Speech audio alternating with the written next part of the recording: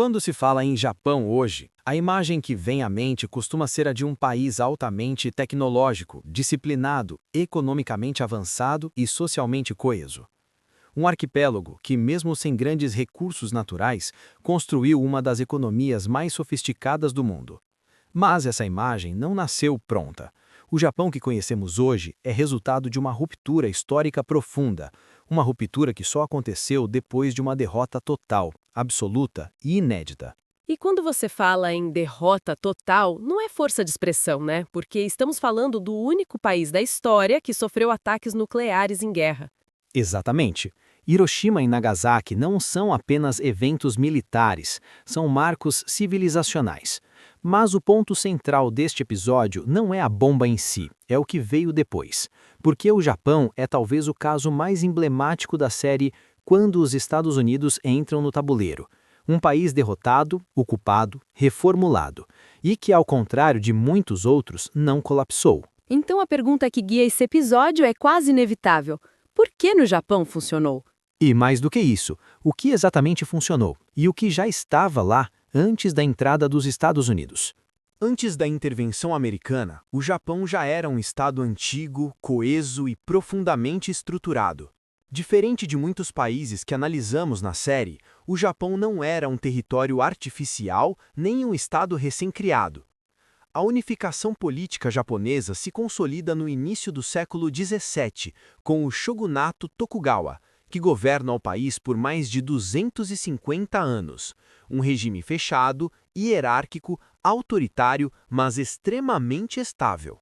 E esse isolamento não deixou o Japão atrasado em relação ao Ocidente? De certa forma, sim, mas ele também preservou algo fundamental: coesão social, identidade nacional e instituições próprias. Quando o Japão se abre forçosamente ao mundo no século XIX, após a chegada das embarcações americanas do Comodoro Perry, ocorre a Restauração Meiji, em 1868. Ali começa um processo acelerado e consciente de modernização estatal. Então, antes mesmo da Segunda Guerra, o Japão já tinha feito uma espécie de reforma interna? Exatamente. O Japão cria um Estado moderno por decisão própria, não por imposição externa.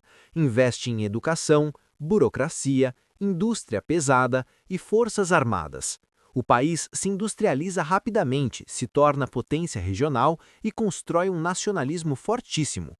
Mas esse mesmo nacionalismo evolui ao longo do início do século XX para um militarismo expansionista. Então, por que o Japão se torna tão central no tabuleiro global? Por três razões principais. Primeiro, localização geopolítica. O Japão está no coração do Pacífico Asiático, próximo da China, da Península Coreana e das rotas marítimas mais estratégicas do mundo. Segundo, capacidade industrial e militar. Na década de 1930, o Japão já era uma potência capaz de enfrentar países europeus, algo raríssimo fora do Ocidente. Terceiro, o contexto internacional. O mundo estava entrando em uma lógica de blocos, e o Japão se alia ao eixo, junto da Alemanha e da Itália. Ou seja, quando os Estados Unidos entram em guerra contra o Japão, não é só um conflito regional. Não, é uma disputa pelo controle do Pacífico e, indiretamente, pela arquitetura do pós-guerra. Para os Estados Unidos, o Japão derrotado poderia se tornar duas coisas: ou um vácuo de poder instável, ou um pilar estratégico contra o avanço do comunismo na Ásia. O então médico dos Estados Unidos que costurou o ato de rendição disse um dia que a paz no navio da Missouri não passaria de apenas um take. A entrada dos Estados Unidos no tabuleiro japonês não foi um evento, foi um processo em camadas, com 3 movimentos: rendição, ocupação e reengenharia institucional. O marco formal da rendição é 2 de setembro de 1945, com a assinatura do Instrument of Rendition, no convés do USS Missouri, na Baía de Tóquio. Mas o que importa para nossa série é o que acontece imediatamente depois.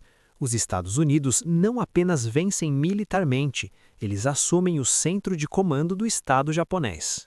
E isso é raro, né? Porque vencer não significa necessariamente mandar. Exato. Em muitos casos, a potência vencedora impõe termos, estabelece aliados locais e sai. No Japão, não.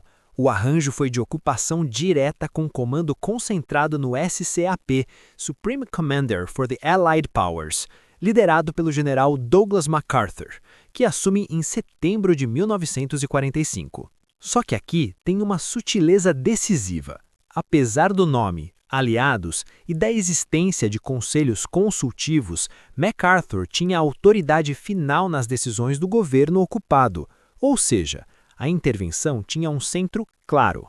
Então, o Japão vira um laboratório de engenharia política? Sim, mas com um detalhe. Os Estados Unidos entram num país que já era um estado altamente organizado, com burocracia, tradição administrativa, disciplina social e identidade nacional forte. Isso muda tudo. Agora vamos separar discurso oficial e objetivo estratégico, porque isso é o coração do tabuleiro global. 1. Discurso oficial: desmilitarizar e democratizar. Os Estados Unidos apresentam a ocupação como um processo de desmilitarização para impedir novo expansionismo, democratização para impedir retorno do militarismo e reconstrução para estabilizar a economia e evitar o caos social. Mas você disse que tem uma camada estratégica por trás? Tem, e ela fica mais clara quando você lembra do calendário do mundo. 2. Objetivo real: arquitetura do pós-guerra e o pivô da Ásia. 1945 não é só fim da guerra, é início da disputa pelo mundo do pós-guerra. E rapidamente o eixo muda, o inimigo deixa de ser o Japão e passa a ser a expansão soviética e o comunismo na Ásia. Então, o Japão, que era ameaça militar, vira potencial pilar do bloco ocidental na região, um porta-aviões político, sem precisar ser literalmente um porta-aviões. O próprio Departamento de Estado descreve a ocupação como um projeto de reconstrução sob comando do SCAP, com papel construtivo de outros aliados, mas direção americana. E isso se conecta diretamente ao redesenho do Japão como parceiro no pós-guerra. Mas uma coisa me chama a atenção. Por que os Estados Unidos não destruíram o símbolo máximo do Japão? Por que não fizeram como se faz com o regime derrotado? Essa é uma das escolhas mais importantes de toda a ocupação. O imperador permaneceu. Isso não foi bondade, foi cálculo. O Japão tinha uma coesão simbólica e cultural tão forte que depor o imperador poderia significar caos social, resistência prolongada, colapso de legitimidade e, o pior, abrir espaço para radicalização política. E aí entram os dois fatores que a ocupação sempre tentou equilibrar: punição suficiente para desarmar o militarismo, continuidade suficiente para manter o Estado funcional. O Japão precisava ser transformado sem ser desintegrado. E como isso se traduz no tipo de intervenção? A ocupação japonesa é um caso raro de intervenção multidimensional ao mesmo tempo: militar, ocupação de território e desarme, política, reestruturação constitucional e eleitoral, institucional, reorganização do Estado e das regras do poder, econômica, reformas estruturais e direção de reconstrução. E tem outro ponto: não foi uma entrada no escuro. A ocupação teve diretrizes e metas, e isso se expressa em ordens e políticas administrativas emitidas pelo comando do SCAP. Um exemplo simbólico desse alcance é em 15 de dezembro de 1945. O SCAP emite a diretiva SCAP-IN 448, abolindo o apoio estatal ao State Shinto, que é o shintoísmo estatal. Um sinal claro de que os Estados Unidos estavam mexendo em pilares culturais e institucionais ligados ao militarismo. Então não era só tirar soldados da rua, era mexer na fundação ideológica do Estado. Exatamente. Só que isso traz o último elemento do bloco 4, apoios internos e resistências. 3. Apoios internos e resistências. O Japão de 1945 estava destruído física e moralmente. Havia fome, cidades arrasadas, crise de abastecimento e um sentimento nacional de derrota. Nesse contexto, muitas elites e burocratas aceitaram a ocupação como inevitável e, em certos aspectos, como porta de reconstrução. Mas isso não significa ausência de tensão. A resistência não se dava na forma de violência aberta, ela também aparecia como sabotagem burocrática, lentidão administrativa, preservação silenciosa de redes de poder, reinterpretação cultural das reformas. E aqui nasce o paradoxo japonês. Os Estados Unidos entram com poder imenso, mas o Japão tinha a capacidade de absorver a mudança, mantendo continuidade interna. Agora a gente precisa ser muito preciso. Quando falamos curto prazo, estamos falando sobretudo de 1945 a 1947, o período em que a ocupação implementa as reformas estruturais mais determinantes. Eu gosto de organizar o Bloco 5 em 5 frentes: desmilitarização e justiça, reforma política e constitucional, reformas sociais e trabalhistas, reformas econômicas, estrutura de poder e propriedade, gestão do território e do ritmo da ocupação. Boa, porque reforma é palavra genérica. Vamos para o concreto. 1. Desmilitarização mais justiça. Cortar o cérebro do militarismo. No curto prazo, a prioridade era impedir retorno de expansionismo. Isso significou dissolver estruturas militares, restringir capacidade de rearmamento e punir lideranças do esforço de guerra. E aqui aparece um símbolo, o Tribunal de Tóquio, o IMTFE, que começa em 29 de abril de 1946 e vai até 12 de novembro de 1948. Mas já ouvi muita gente dizer que esses julgamentos eram justiça dos vencedores. E essa é uma controvérsia histórica real. Havia debates sobre legitimidade, seletividade e enquadramentos jurídicos. O ponto para o tabuleiro é, independentemente das críticas, o tribunal tinha uma função política estratégica clara: desmontar a elite militarista como bloco dirigente e redefinir o custo institucional da guerra. E, paralelo aos julgamentos, havia expurgos de figuras militaristas em posições de poder, um processo que altera o topo do Estado, mas sem destruir a máquina administrativa inteira.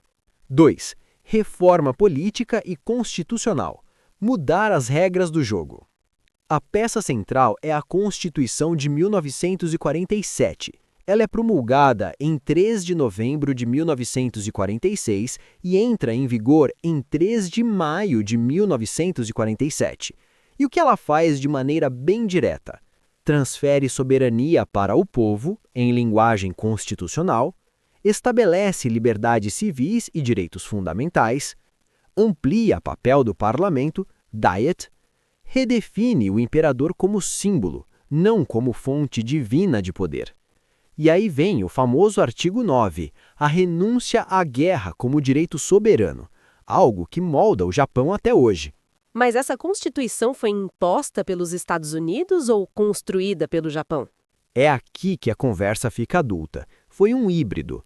O texto teve influência decisiva do ambiente de ocupação e das diretrizes do SCAP, mas passou pelo processo político japonês, debates na Diet, emendas e ratificação formal. E isso é parte do que dá legitimidade interna ao arranjo. Essa diferença é gigantesca em comparação com intervenções onde se escreve uma Constituição de fora para dentro e se tenta colar numa sociedade sem lastro institucional. No curto prazo, a ocupação também mirou o chão da sociedade, porque democracia sem estrutura social mínima vira instabilidade. Então surgem medidas de reorganização educacional, fortalecimento de direitos trabalhistas, mudanças no papel da mulher e do voto, sufrágio mais amplo. Isso ajuda a reconstruir, mas também muda o país por dentro. Exatamente. Só que atenção, isso funciona no Japão porque existe alto grau de coesão social e capacidade administrativa de executar políticas públicas. Em países onde o Estado é frágil, reformas sociais às vezes viram decretos no papel. 4. Reformas econômicas. Atacar a concentração de poder e a estrutura da propriedade. Aqui entram duas reformas que parecem técnicas, mas são geopolítica pura. A. Reforma agrária. Redistribuição de terra. O Japão tinha um campo com grande desigualdade, muitos arrendatários, poucos proprietários, e isso cria instabilidade. A reforma redistribui terra, beneficiando milhões de lares agrícolas e criando um campesinato proprietário, o que aumenta a estabilidade social e reduz risco de radicalização política. Há estudos históricos detalhando o desenho dessa reforma e seus efeitos distributivos. Ou seja, isso também é Guerra Fria antes da Guerra Fria. Reduzir chance de revolução. Perfeito. Reformar a estrutura agrária é uma forma de controlar o futuro político. B. Quebra ou dissolução de estruturas concentradas, zaibatsu. Os zaibatsu eram conglomerados econômicos familiares com enorme influência no Estado e na indústria. O programa de ocupação busca difundir propriedade e criar um ambiente de competição. Documentos do período FRUS mencionam a liquidação de holdings e a transferência de ativos para a Holding Company Liquidation Commission, com venda a compradores japoneses, um movimento para reduzir concentração econômica. Mas aí tem um ponto delicado. Os Estados Unidos queriam democratizar a economia ou queriam reorganizar o capitalismo japonês sob um modelo compatível com o Ocidente? Os dois podem ser verdade ao mesmo tempo. Democratização econômica pode significar quebrar estruturas que sustentaram o militarismo e, ao mesmo tempo, alinhar o Japão a um capitalismo integrado ao bloco ocidental. E é aqui que o tabuleiro global é honesto. Reformas nunca têm um só motivo. Elas têm uma camada de princípios e uma camada de interesse. 5. Ocupação ou retirada? O desenho do controle. No curto prazo, a ocupação é plena, mas a estratégia já mira o longo prazo. Criar um Japão capaz de se manter estável sem presença militar direta permanente. E isso explica por que o comando americano evita desmontar completamente o Estado. Eles precisam de um Japão funcional rápido. O próprio resumo histórico do Departamento de Estado destaca o início da reconstrução sob MacArthur e SCAP e como o comando era centralizado, com outros aliados em papel consultivo. Então, em vez de quebrar o Japão e reconstruir do zero, foi mais como trocar o motor com o carro andando, preservando a carroceria institucional? Perfeito. E isso prepara a ponte para o bloco 6, o efeito sobre o Estado. Porque o que foi feito no curto prazo não é só uma lista de reformas, é um método. Transformar sem implodir. Se esse tipo de análise te ajude a entender o mundo para além das manchetes, já deixa o like, se inscreve no canal e compartilha esse episódio. Porque aqui no Tabuleiro Global a gente não simplifica o mundo, a gente explica o jogo. Agora a gente chega na pergunta que separa a intervenção de transformação real. O que a entrada dos Estados Unidos fez com o Estado japonês por dentro? E eu vou te dar uma frase guia.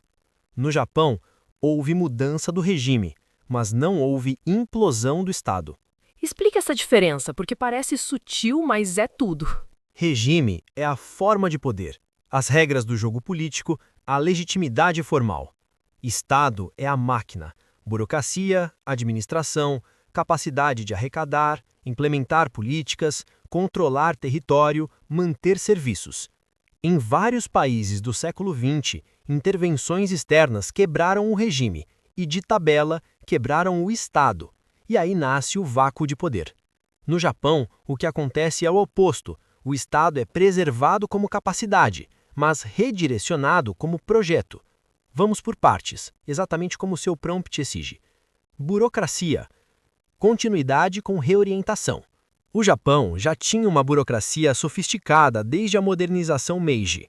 O comando de ocupação muda as regras, remove certos quadros ligados ao militarismo e impõe diretrizes, mas não destrói a capacidade administrativa de funcionamento do país.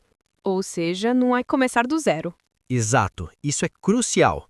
Um Japão em ruínas precisava de coordenação de logística, abastecimento, reconstrução de infraestrutura, reforma fiscal, reforma educacional. Se você destrói a burocracia, você perde a mão do processo. Forças Armadas. Desarme formal, mas segurança reintroduzida pela Guerra Fria. No primeiro momento, a ocupação tenta desmilitarizar o Japão de forma radical, e isso se conecta ao artigo 9º da Constituição, vigente em 1947, que renuncia à guerra como direito soberano de política nacional. Só que a história entra em cena e atropela a teoria. Em 1950, estoura a Guerra da Coreia, e aí a lógica de Washington muda. O Japão deixa de ser ameaça a ser contida e vira base logística e pilar para a estabilidade regional. É nesse contexto que surgem, em 10 de agosto de 1950, a National Police Reserve, oficialmente Polícia Armada, na prática, um embrião de capacidade militar defensiva. Depois, esse caminho institucional culmina nas Forças de Autodefesa, Self-Defense Forces, estabelecidas em 1º de julho de 1954. Então o Japão não pode ter exército, mas cria um exército com outro nome? Na prática, sim. E isso mostra um padrão do poder externo. O discurso de princípio, pacifismo constitucional, é moldado pelas necessidades do tabuleiro, segurança regional. E isso produz um resultado bem específico para o Estado japonês. O Japão não se rearma como potência ofensiva, mas cria capacidade suficiente para a defesa e para ser parceiro do sistema ocidental. Aqui é onde a ocupação decola. Constituição, partidos, eleições, direitos civis, reestruturação educacional e reforma social, isso vira realidade não só porque foi decretado, mas porque existia capacidade estatal para implementar. Então a diferença não é só o conteúdo da reforma, é a capacidade de executá-la. Exatamente. Sem máquina estatal, reforma vira PDF. Agora vem uma das chaves psicológicas do caso Japão. A legitimidade não foi reconstruída do nada, ela foi ancorada. O imperador deixa de ser fonte divina e vira símbolo, mas o símbolo continua existindo. Isso permite uma coisa raríssima em pós-guerra: continuidade identitária enquanto o sistema político muda. Ou seja, o país muda sem sentir que deixou de ser ele mesmo. Perfeito. Essa é uma vantagem que muitos países ocupados nunca tiveram. O efeito final sobre o Estado é esse: sem vácuo de poder, com capacidade administrativa preservada, com segurança terceirizada ou ancorada, com legitimidade simbólica mantida. Isso prepara o terreno para o próximo bloco, que é onde a intervenção revela seus limites. Tá, até aqui parece manual de sucesso. Então, onde entra o limite do poder externo? Entra em 3 limites clássicos que aparecem em praticamente todas as intervenções, mas no Japão eles são mais elegantes, mais silenciosos. O limite do controle cultural, o limite do controle político real, redes internas, e o limite da contradição estratégica. Objetivos mudam com o tabuleiro. Vamos abrir. Os Estados Unidos controlaram com grande eficiência a direção do processo de ocupação, o SCAP como centro de comando, o reordenamento jurídico institucional do pós-guerra e o desenho de segurança regional via aliança. E esse último ponto é muito concreto. Em 8 de setembro de 1951, Japão e Estados Unidos assinam o Security Treaty junto do Tratado de Paz, e ele entra em vigor em 28 de abril de 1952, quando o Tratado de São Francisco também passa a valer e a ocupação termina formalmente. Então a soberania volta, mas a presença militar americana continua. Exatamente. Esse é o pacto do pós-guerra. Soberania formal com segurança ancorada numa aliança que mantém bases americanas. Aqui é onde o Japão mostra por que é Japão. Cultura de disciplina social e institucional, estrutura de valores e hierarquia informal, modo japonês de absorver o externo sem perder o interno. Os Estados Unidos mudam leis, mas não conseguem americanizar a essência social japonesa. E na prática, isso é positivo para a estabilidade, porque o Japão consegue implementar mudanças sem romper coesão. Então o limite do poder externo aqui foi a própria capacidade interna do Japão. Sim, e isso é raro. O limite não vem como rebelião armada, vem como adaptação silenciosa. O poder externo tem limite porque o mundo muda. Os Estados Unidos entram com uma missão moral política: desmilitarizar e democratizar. Mas, com a Guerra da Coreia, a missão vira estabilizar e conter o comunismo, e isso exige algum nível de capacidade de segurança japonesa, mesmo que com outros nomes.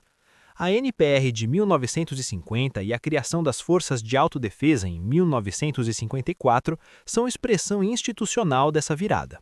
Então o próprio interventor muda as regras do jogo no meio da partida. Exato, e isso é crucial para entender por que intervenções não são planos fixos. Elas são respostas ao tabuleiro, e o tabuleiro nunca para quieto. O poder externo no Japão é: os Estados Unidos controlaram a estrutura, mas não controlaram o motor cultural que dá tração ao país. E quando o mundo mudou, Os Estados Unidos também mudaram, e o Japão soube usar essa mudança a seu favor. Isso leva diretamente às consequências. O Japão sai da ocupação em 1952 com um Estado funcional e uma aliança de segurança garantida. O Tratado de Paz, São Francisco, entra em vigor em 28 de abril de 1952 e encerra o estado de guerra e a ocupação formal. Em termos práticos, isso significa soberania reestabelecida, inserção no sistema internacional do pós-guerra e um guarda-chuva de segurança que reduz risco de rearmamento descontrolado ou colapso interno. E isso dá previsibilidade. Exatamente. E previsibilidade é o oxigênio do investimento, da reconstrução e do planejamento estatal. O Japão entra num caminho que muitos analistas chamam de uma lógica Yoshida, foco em reconstrução econômica, enquanto a segurança é, em grande medida, terceirizada para a aliança com os Estados Unidos. A ideia é simples: gastar menos com forças armadas ofensivas, investir em indústria, tecnologia, exportação e educação, e usar o ambiente de estabilidade para crescer. Isso vira estratégia nacional. Vira, e o efeito é o que depois se chama de milagre econômico, com o Japão se transformando numa potência industrial e tecnológica nas décadas seguintes. Uma das consequências menos faladas, mas decisivas, é que o Japão mantém um alto nível de coesão social comparado a cenários de guerra civil ou polarização extrema. Por quê? Porque a derrota foi total, mas a reconstrução foi canalizada por instituições que continuaram funcionando. E porque o símbolo nacional não foi destruído, ele foi ressignificado. Então a sociedade não se parte em dois projetos de país. Exato, isso reduz risco de fragmentação violenta.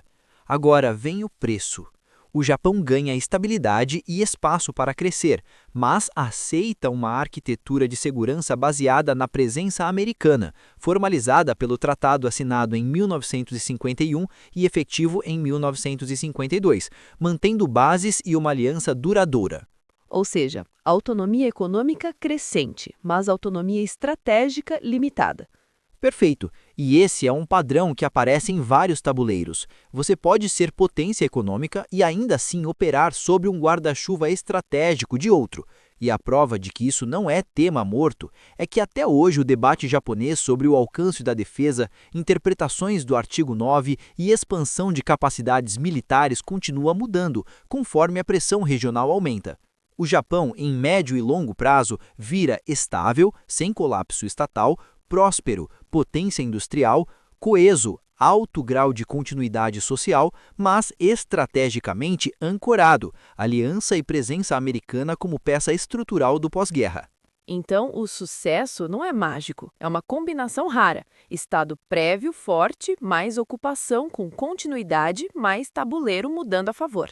Exatamente, e isso prepara o bloco 9. Que padrão esse caso revela sem virar manual de copiar e colar? Agora a gente chega num ponto delicado, porque este bloco não é sobre o Japão em si, é sobre o que o Japão revela. E eu quero começar com um alerta.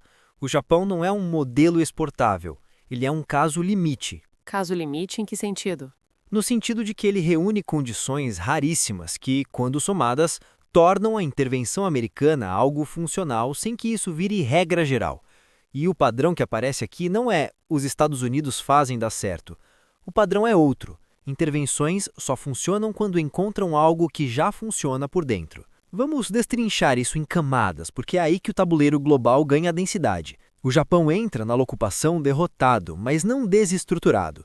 Ele já tinha identidade nacional consolidada, burocracia profissional, cultura de disciplina institucional, capacidade administrativa real. Ou seja, quando os Estados Unidos chegam, eles não precisam criar um Estado. Eles precisam redirecionar um Estado existente. Então, o sucesso não começa em 1945. Exato, ele começa décadas antes. A ocupação não cria o Japão moderno, ela desvia o Japão de um caminho autodestrutivo e o reinsere em um outro eixo. Esse padrão aparece várias vezes na história. Intervenções que encontram estados fortes tendem a reformar. Intervenções que encontram estados frágeis tendem a quebrar. O caso do imperador é central aqui. Os Estados Unidos poderiam ter feito o manual clássico. Derrubar o símbolo máximo do regime derrotado, julgar tudo como ilegítimo e começar do zero. Não fizeram. Mantiveram o imperador como símbolo, esvaziando o poder político, mas preservando a âncora identitária. Isso evita a sensação de país apagado. Exatamente. A sociedade japonesa não precisou se perguntar quem somos agora. Ela pôde perguntar como continuamos sendo nós, sem repetir os erros. Esse padrão quase nunca aparece em intervenções que resultam em colapso. Porque quando você destrói símbolos sem oferecer substitutos legítimos, o vácuo não fica vazio, ele é disputado. Outro padrão claro: as reformas no Japão não desmontaram o Estado para depois tentar reconstruí-lo. Elas foram feitas com o Estado funcionando. A burocracia foi usada como ferramenta de mudança, não tratada como inimiga absoluto. Isso contrasta muito com intervenções em que tudo é expurgado. Sim, e aí acontece o efeito dominó: sem burocracia, sem execução, sem legitimidade, sem estabilidade. O Japão mostra que reformar não é destruir, é reprogramar. Agora vem o padrão mais incômodo, mas necessário. A ocupação japonesa é frequentemente narrada como um triunfo de valores. Democracia, paz, direitos, tudo isso existe. Mas eles foram aplicados dentro de um cálculo estratégico maior. Quando o tabuleiro muda com a Guerra Fria, os próprios princípios se ajustam. O Japão, pacifista, ganha força de autodefesa. A desmilitarização absoluta vira contenção estratégica. A ocupação vira aliança. Então não é hipocrisia, é geopolítica. Exato. E esse é um padrão que se repete. Intervenções não são projetos morais puros, são decisões políticas em contextos mutáveis. O Japão conseguiu navegar isso porque tinha coesão interna suficiente para absorver a contradição sem se romper. O Japão funciona, cresce, se estabiliza, se torna potência econômica. Mas esse sucesso vem com uma arquitetura fixa, segurança ancorada externamente. Ou seja, nem todo sucesso é autonomia plena. Perfeito. E isso nos prepara para uma leitura madura da série. O sucesso de uma intervenção não se mede só por crescimento ou estabilidade, mas também por o que o país deixa de poder fazer sozinho. O Japão revela, no fundo, que intervenções externas funcionam quando não precisam fazer o trabalho pesado da construção nacional. Elas só conseguem reorganizar trajetórias quando encontram identidade, Estado e coesão pré-existentes. E isso nos leva ao último bloco. Onde está o Japão hoje e que peça ele se tornou nesse tabuleiro que nunca para de se mover? Chegando ao fim, a pergunta é simples, mas a resposta não é. Onde está o Japão hoje no tabuleiro global? Porque ele não é mais o Japão derrotado, mas também não é uma potência clássica. Exatamente. O Japão hoje é uma peça híbrida. Ele é uma das maiores economias do mundo, um polo tecnológico e industrial, um país socialmente estável e um ator central no equilíbrio do Indo-Pacífico. Mas ele opera com restrições autoimpostas e herdadas do pós-guerra. O Japão é uma potência que não projeta poder militar ofensivo de forma tradicional. Isso não significa fraqueza, significa escolha estratégica moldada pela história. Ele investe em tecnologia, logística, indústria e alianças, não em guerras de projeção. Isso o torna previsível e valioso como aliado. Exatamente. No tabuleiro, previsibilidade é um ativo. A aliança com os Estados Unidos não é um detalhe, ela é estrutural. O Japão funciona como âncora de estabilidade regional, base logística e parceiro político num ambiente cada vez mais pressionado por disputas no leste asiático. Mas, e isso é importante, ele não é um satélite passivo. Ele negocia, adapta, pressiona e recalibra sua posição conforme o tabuleiro muda. Então a dependência não é submissão automática? Não, é interdependência assimétrica. Hoje, o Japão vive um dilema silencioso: manter o arranjo herdado do pós-guerra ou ajustá-lo a um mundo mais instável. Debates sobre defesa, interpretação constitucional e papel regional mostram que o Japão continua se movendo, com cautela, mas sem paralisia. Ou seja, o jogo não acabou em 1952. Nunca acaba. E é aqui que a série, quando os Estados Unidos entram no tabuleiro, mostra sua força. porque no próximo episódio veremos um país onde não havia Estado coeso, não havia identidade nacional consolidada, não havia consenso social mínimo. E a entrada dos Estados Unidos produziu um resultado completamente diferente. O Japão não é a regra, ele é a exceção que ajuda a entender o padrão. Então, entender o Japão não é aprender como intervir, é aprender quando uma intervenção tem limites claros. Exatamente, porque no tabuleiro global, cada peça é uma peça, mas o destino do jogo nunca depende de um único movimento. Se você quer entender por que algumas intervenções moldam potências e outras deixam ruínas, se inscreva no canal e acompanhe a série Quando os Estados Unidos entram no tabuleiro. Porque no tabuleiro global, cada país é uma peça, mas o destino do jogo nunca depende de um único movimento.